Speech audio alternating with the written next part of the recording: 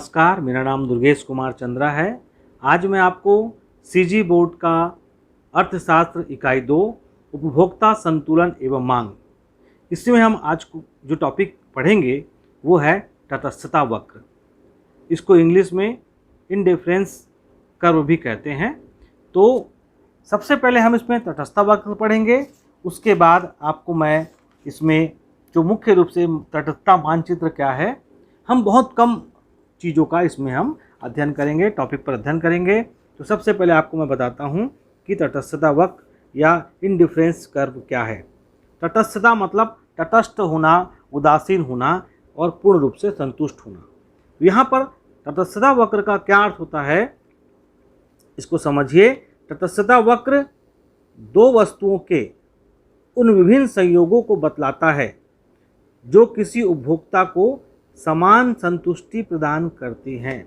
मतलब दो वस्तुओं के विभिन्न संयोगों को बतलाता है जिससे उपभोक्ता क्या होता है, पूर्ण रूप से संतुष्ट होता है। कहने का तात्पर्य यह है, जैसे कोई व्यक्ति एक कप चाय पीता है और 2 बिस्किट खाता है, और यदि वह 2 कप चाय पीता है और 1 बिस्कुट खाता है तो भी वो समान रूप से संतुष्ट होता है। तो कहने का तात्पर्य यह है, तटस्थता वक्र मतलब हर स्थिति में, हर चीज़ों में वो संतुष्ट हो जाता है। जैसे 1 कप चाय पीने पर, 2 बिस्किट खाने पर, और 2 चाय पीने पर, 2 गिलास या 2 कप चाय पीने पर, 1 बिस्किट खाने पर भी संतुष्ट हो जा रहा है। तो इसका तात्पर्य यहाँ पर यह है, तटस्थता वक्र दो वस्तुओं के उन विभिन्न संयोगों को बतलाता है जो किसी उपभोक्ता को समान संतुष्टि, मतलब उसको कुछ भी, अगर दो वस्तु में से अगर वो जैसे एक वस्तु को कम एक वस्तु को ज़्यादा लेता है तो भी उसको हर स्थिति में जो संतुष्टि मिलती है वो एक समान होती है, वह होता है तटस्थता वक्र। तटस्थता वक्र की परिभाषा क्या है, इसको आप समझिए। इसको अगर हम परिभाषित करें, उपभोक्ता को समान संतुष्टि प्रदान करने वाले दो वस्तुओं के, यहाँ केवल 2 वस्तु की बात होगी, कि विभिन्न संयोगों को दर्शाने वाले वक्र को तटस्थता या उदासीनता वक्र कहते हैं। इसी को ही हम तटस्थता उदासीनता वक्र कहते हैं। मतलब दो वस्तुओं के विभिन्न संयोगों को दर्शाते हैं जिससे वह व्यक्ति संतुष्ट हो जाता है। इसको मैं आपको एक अनुसूची के माध्यम से, एक उदाहरण के माध्यम से समझाना चाहूँगा, इससे आपको ये पूरी तरह से समझ में आ जाएगा। देखिए, मान लीजिए एक व्यक्ति जो है, पहला संयोग उसका ये होता है कि वो रोटी और पूड़ी खाना चाह रहा है। वो अगर 1 रोटी खाता है और वो 5 पूड़ी खाता है तो उसको समान संतुष्टि मिलती है। उसके बाद यदि वो ऐसा ना करके बी संयोग देखिए, वो 1 की जगह 2 रोटी खाता है और मगर पूड़ी को क्या कर देता है, वो कम कर देता है, तो भी उसको क्या मिल रहा है, समान संतुष्टि मिल रहा है। फिर वो सी संयोग देखिए, वो अगर 3 रोटी खाता है और 3 पूड़ी खाता है तो भी उसको क्या मिल रहा है, समान संतुष्टि मिल रहा है। और डी संयोग में देखिए, यदि वह 4 रोटी खाता है और पूड़ी की मात्रा को कम कर दे रहा है तो भी उसको समान संतुष्टि मिल रहा है। उसी प्रकार ई में देखिए, अगर वो रोटी को पूरा बढ़ा करके 5 कर दे और पूड़ी केवल 1 खाता है तो भी उसको समान संतुष्टि प्राप्त होती है। इस प्रकार मतलब कहने का तात्पर्य ये है, उपभोक्ता को समान संतुष्टि प्रदान करने वाले दो वस्तुओं, मतलब जो उपभोक्ता जहाँ पर संतुष्ट होता है, 2 वस्तु की बात हो रही है, एक है रोटी, एक है पूड़ी, है ना। विभिन्न संयोगों, ये संयोग है, संयोग ए, संयोग बी, संयोगों को दर्शाने वाले वक्र, जहाँ हर स्थिति में वो क्या हो जाता है, वो संतुष्ट हो जाता है, उदासीन हो जाता है, उसी को क्या कहते हैं, तटस्थता उदासीनता वक्र या तटस्थता वक्र या उदासीनता वक्र भी कहते हैं। इसको दोस्तों मैं आपको बहुत अच्छे तरीके से ग्राफ के माध्यम से ये बताऊंगा। वक्र जो है यही वक्र है, इसी को आपको पेपर में बनाना है। इसको हम कैसे बनाएंगे आपको मैं अभी बता। चलिए दोस्तों, मैं आपको तटस्थता वक्र को एक वक्र के माध्यम से, ग्राफ के माध्यम से समझाने का प्रयास करता हूं। जैसे हमने अभी आपको जो बताया है उसी से आप देखिए कि मैंने आपको क्या उदाहरण दिया था। ये मैंने आपको उदाहरण दिया था, कोई व्यक्ति अगर रोटी और पूड़ी की विभिन्न संयोगों से वो संतुष्ट होता है तो वो उसी कुछ चीज़ को हम ग्राफ के माध्यम से, तटस्थता वक्र के माध्यम से कैसे दर्शाएंगे। उसके देखिए, आपको सबसे पहले आप देखिए वो क्या कर रहा है, वो एक रोटी खा रहा है। मान लो ये x अक्ष में रोटी है और ये है आपकी पूड़ी। तो वो क्या कर रहा है, वो एक रोटी खा रहा है। तो क्या कर रहा है, ये एक रोटी खा रहा है, वो एक रोटी खा रहा है और पूड़ी कितना खा रहा है, 5। तो 5 पूड़ी खा रहा है और एक रोटी खा रहा है, उसको संतुष्टि मिल रही है। ठीक है भाई। और उसके बाद यदि वह 2 रोटी खा रहा है और 4 पूड़ी, तो पूड़ी कितना खा रहा है, वो 4 पूड़ी अगर वो खा रहा है और उसने 2 रोटी खाया, तो भी उसको क्या मिल रहा है, समान संतुष्टि मिल रहा है। फिर यदि वो यहाँ 3 पूड़ी और 3 रोटी खाता है, तब भी उसको समान संतुष्टि मिलता है।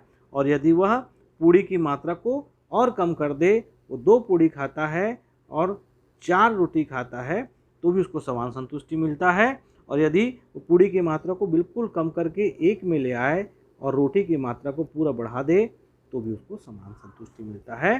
तो ये जो दर्शाता है, ये है आपका तटस्थता वक्र। इसी को हम पीपीसी में के माध्यम से भी आपको बताए थे। यही पीपीसी वक्र रेखा है, यही तटस्थता वक्र है। देखिए, आपने तटस्थता वक्र पढ़ रहा है, तो आप देखिए हर स्थिति में जो है आपका ये संतुष्ट हो रहा है। जैसे आप देखिए, पहला आप देखिए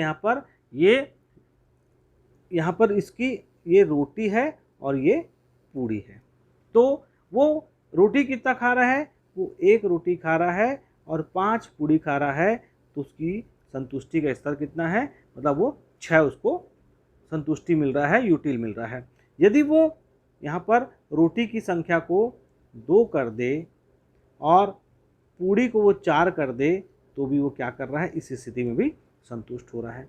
फिर यदि वह दोनों को बराबर बराबर मात्रा में ला रहा है, तब भी संतुष्ट हो रहा है।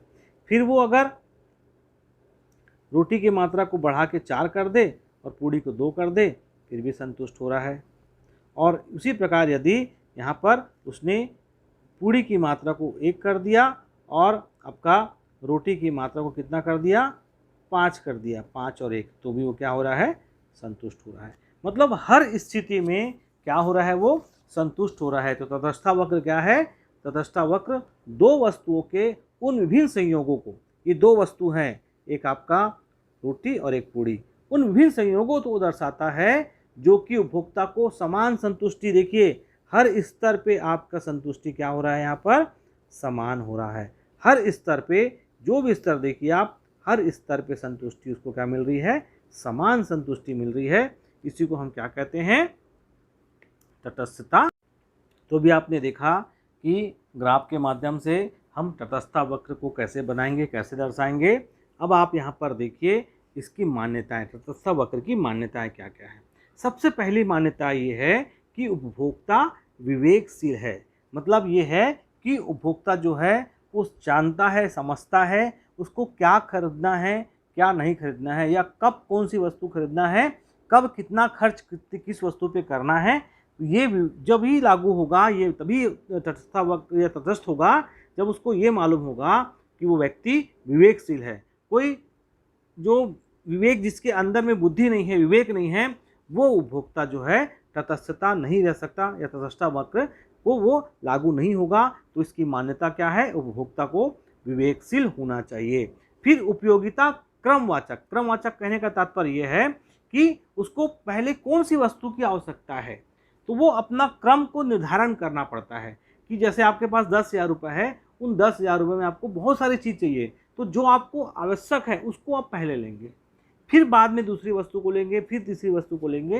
तो क्या होता है, उपयोगिता जो है, व्यक्ति की उपयोगिता जो है क्रमवाचक होती है। उसको तो बहुत सारी चीज़ चाहिए, पर वो उसमें क्रम डिसाइड करता है कि पहले मुझे ये लेना है, फिर ये लेना है, ये इसकी मान्यता है। उसके बाद पसंद युक्ति संगत, पसंद युक्ति संगत मतलब हम 2 वस्तु का ले रहे हैं, तो दोनों वस्तुओं में उसकी पसंद होनी चाहिए। जिस व्यक्ति को वो पसंद ही नहीं है, युक्ति संगत नहीं है, तो ये वो भी तटस्थ नहीं हो पाएगा। तो पसंद उसकी युक्ति संगत भी होनी चाहिए। उसके बाद इसकी कुछ विशेषताएं हैं, आपको विशेषता को मैं फिर से बताऊंगा। इसको देखिए, आपको ग्राफ के माध्यम से समझाऊंगा कि ये उसकी विशेषता क्या है। पहली विशेषता है, तटस्थता वक्र हमेशा बाएं से दाएं ढालू होते हैं। इसको आपको समझना है। यहाँ से आइए, मैंने आपको जैसे बताया था कि पहले जैसे आपको यहाँ पर मैंने दर्शाया था कि किस तरीके से होता है। पहला ये ऐसा जाता है, फिर ये जाता है, फिर ये, आप हर स्तर पे आपको यहाँ पर दिखाता है। तो इस तरीके से कुछ आपका ये ग्राफ बनता है। तो आप देखिए ये हमेशा ये बाएं से दाएं ये होता है, ये ढालू होता है। यही चीज़ यही बता रहा है कि तटस्थता वक्र जो है हमेशा क्या होता है, बाएं से दाएं ढालू होता है। इसकी ये विशेषता है। दूसरी विशेषता है तटस्थता वक्र एक दूसरे को ना ही काटती है, ना ही वहाँ पर कहीं पर टच करती है। इसको लिखने में प्रिंट मिस्टेक है, आप इसको देख लेंगे। ना ही वो काटती है, ना ही वो छूती है। ये क्या है, ये तटस्थता वक्र ना ही कहीं पर काटती है, ना ही छूती है। तो कहीं भी नहीं छूती है वो। इसको आपको दिखाने के लिए मैं आपको बताता हूँ। जैसे ये ग्राफ है आपका, यहाँ पर आप देखेंगे कि आप जैसे बहुत सारे आपको तटस्थता वक्र बनाना है, तो मान लो बहुत सारी उसकी क्या है, अलग अलग वस्तु की उसका क्रम है। तो जैसे मान लो 3 वक्र बना, तो तीनों देखिए कहीं पर भी ये ऐसा एक दूसरे को काटते हुए नहीं दिखेगा। ये हमेशा अलग अलग रहेगा और ना ही किसी को काटेगा, ना ही किसी को छुएगा, मतलब ये बराबर भी नहीं होगा। तो ये बिल्कुल अलग अलग इसमें दिखता है। ये इसकी विशेषता है। और तीसरी विशेषता है तटस्थता वक्र में जो सबसे ऊपर वक्र होता है वह अधिक संतुष्टि देता है। यहाँ पर देखिए आप फिर से इसी चीज़ को आप देखिए, मैं आपको बता रहा हूँ कि जैसे मैंने आपको बताया बहुत सारे तटस्थता वक्र होते हैं। ये जैसे पहला, ये दूसरा और ये तीसरा। हर व्यक्ति का यहाँ पर इंडिफरेंस कर्व बोलते हैं। ये IC1, IC2 और IC3 ये इस प्रकार से है। तो जो सबसे ऊपर होगा ये इस तरफ से बढ़ेगा, तो नीचे है ये, यहाँ से सबसे ऊपर बढ़ते जाएगा, ये वाला है, ये बहुत ज़्यादा संतुष्टि देगा। तो यही इसकी विशेषता है कि जो वक्र जो है तटस्थता वक्र जो सबसे ऊपर रहेगा वो क्या करेगा, सबसे ज़्यादा संतुष्टि। तटस्थता वक्र में सबसे ज़्यादा ऊपर होगा वो क्या होगा, अधिक संतुष्टि दर्शाता है, जो ज़्यादा संतुष्टि कर पाएगा। ठीक है भाई। इसके बाद आपका नेक्स्ट टॉपिक है तटस्थता मानचित्र। ये क्या होता है, इसको आप समझिए कि संतुष्टि के विभिन्न स्तरों को प्रकट करने वाले तटस्थता वक्रों के समूह को तटस्थता मानचित्र कहते हैं। मानचित्र मतलब क्या हुआ, उसका समूह। बहुत सारे समूह होते हैं, बहुत सारे जैसे ग्राफ होते हैं, उसमें बहुत सारे तटस्थता वक्र होते हैं। मैं आपको बताता हूँ। इसको पहले इसकी और देख लीजिए। जैसे यहाँ पर देख लीजिए, जैसे यहाँ पर लिखा हुआ है कि 3 तटस्थता वक्र है। ठीक है, तीनों तटस्थता वक्रों का संयुक्त रूप से एक साथ दर्शाने वाले चित्र को तटस्थता मानचित्र कहते हैं। हम मान लीजिए 3 तटस्थता वक्र की बात कर रहे हैं यहाँ पर।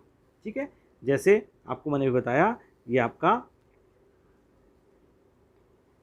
ये हो गया IC1, फिर एक आपका दूसरा हो गया, ये हो गया IC2 और ये तीसरा हो गया, ये हो गया IC3। तो ये तीन वक्रों को दर्शा रहा है। एक ही ग्राफ में हम क्या कर रहे हैं, 3 तटस्थता वक्रों को दर्शा रहे हैं। तो इसको जो समूह है, तीनों को हम मिलाकर के जो दिखाते हैं, 3 अपने तटस्थता वक्रों को दिखाया है, यही जो समूह है क्या कहलाता है आपका, यही जो समूह है तटस्थता मानचित्र कहलाता है। तो तटस्थता मानचित्र क्या है, फिर समझिए, संतुष्टि के विभिन्न स्तरों को प्रकट करने वाले तटस्थ वक्रों के समूह को तटस्थता मानचित्र कहते हैं। जैसे मैंने आपको बताया कि अगर 3 तटस्थ वक्र है, तीनों वक्रों को हम एक साथ दर्शाते हैं। जैसे मैंने आपको मानचित्र में एक साथ दर्शाया, तो यही जो मानचित्र में जो दर्शाते हैं वही क्या कहलाता है, चित्र तटस्थता मानचित्र कहलाता है। तो तीनों तटस्थ वक्रों को संयुक्त रूप से एक साथ दर्शाने वाले चित्र को हमने एक साथ दर्शाया था। IC1, IC2 और IC3 तीनों को हमने एक साथ दर्शाया था। तो ये क्या हो गया, तटस्थता, यह पर मानचित्र कहलाएगा। ठीक है भाई, आगे देखिए। आगे इसका इस वीडियो का लास्ट टॉपिक है उपभोक्ता की प्राथमिकता। यहाँ पर उपभोक्ता की प्राथमिकता क्या है, इसको मैं आपको बताता हूँ कि एक उपभोक्ता जो होता है वो क्या होता है, विवेकशील प्राणी होता है। वह 2 वस्तुओं में से अपनी प्राथमिकताओं व रुचि के अनुसार क्रम प्रदान करने और सर्वोत्तम विकल्प को चयन करता है। उपभोक्ता की प्राथमिकता एक दृष्टि होती है। इसको मैं बताता हूँ, पहले आप इसको समझ लीजिए कि जो एक उपभोक्ता होता है वो विवेकशील होता है। उसको मालूम होता है कि उसकी क्या प्राथमिकता है और वो क्या रुचि रखता है। तो अपनी प्राथमिकता और रुचि के अनुसार क्या करता है, वो क्रम का निर्धारण करता है, उसमें से जो बहुत सारे वस्तु उसको लेना है तो उसमें से क्रम निकालता है और उस क्रम में से सर्वोत्तम विकल्प का चयन करता है कि मुझे ये सबसे ज़रूरी है। क्योंकि आपको मैंने बताया कि हर व्यक्ति के पास साधन या पैसे सीमित है, उन सीमित साधनों से उसकी प्राथमिकताओं का चयन करना पड़ता है और जो सबसे आवश्यक है, जो सबसे ज़रूरी चीज़ है उसको पहले लेगा और उसके बाद वो क्रम बनाएगा कि इसके बाद मैं ये लूँगा, इसके बाद मैं ये लूँगा। तो जो भी उसकी प्राथमिकताएं होती है या रुचि होता है उसको वो क्रम प्रदान करता है और उसमें से वो सर्वोत्तम विकल्प को चुनता है। यही उपभोक्ता की प्राथमिकता कहलाती है। उपभोक्ता की प्राथमिकता जैसे मैंने आपको बताया क्या होती है, एक दृष्टि। ये क्या चीज़ है, एक दृष्टि, इसको समझिए। मतलब जो लोग देखते हैं, जो कॉमन चीज़ों में आपको दिखता है, समझ में आता है, वो एक दृष्टि कहलाता है। इसको आपको मैं और समझाता हूँ एक दृष्टि का क्या तात्पर्य है। देखिए, एक दृष्टि मतलब क्या होता है, इसकी मान्यता क्या है, उपभोक्ता कम वस्तु के स्थान पर अधिक वस्तुओं का चयन करना पसंद करता है।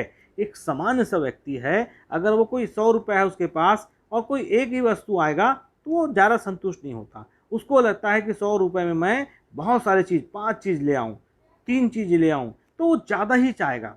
2 चीज़, 5 चीज़, 3 चीज़, मतलब एक से अधिक चाहेगा वो। तो यहाँ पर ये क्या बोल रहा है कि एक दृष्टा की मान्यता क्या है, उपभोक्ता कम वस्तु के स्थान पर, मतलब एक वस्तु के स्थान पर अधिक वस्तुओं का चयन करना पसंद करता है, जिससे अधिक संतुष्टि प्राप्त होती है। यही एक दृष्टि की मान्यता है। तो ये क्या है, किसके अंतर्गत आता है, उपभोक्ता की प्राथमिकता। तो उसकी प्राथमिकता क्या होती है, उपभोक्ता की प्राथमिकता ये होती है कि वो क्या है, वो अपने जो उसको 2 वस्तुओं में से अपनी प्राथमिकताओं का चयन करना होता है, तो वो क्रम प्रदान करता है और सर्वोत्तम विकल्प का चयन करता है और वो देखा जाता है कि वो ज़्यादा वस्तुओं को खरीदे, उन सीमित साधनों से ज़्यादा वस्तुओं को खरीदे। यह उपभोक्ता की प्राथमिकता होती है। तो आज आपको ये वीडियो पसंद आया होगा तो आप इसको लाइक कीजिए, कमेंट्स कीजिए और सब्सक्राइब कीजिए। Thank you.